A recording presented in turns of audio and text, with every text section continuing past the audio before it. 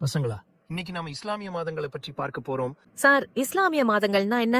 இங்கிலீஷ்ல எப்படி ஜனவரி, பிப்ரவரி, மார்ச் என்று 12 மாதங்கள் இருக்கிறதோ அதே போல இஸ்லாமிய மாதங்கள் என்று 12 மாதங்கள் இருக்கிறது.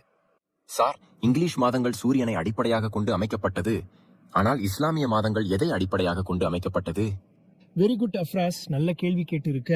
இஸ்லாமிய மாதங்கள் சந்திரனை அடிப்படையாக கொண்டு அமைக்கப்பட்டது.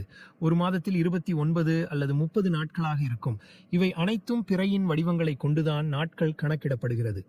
இப்போ இஸ்லாமிய மாதங்கள் என்னென்ன என்பதை பார்ப்போமா?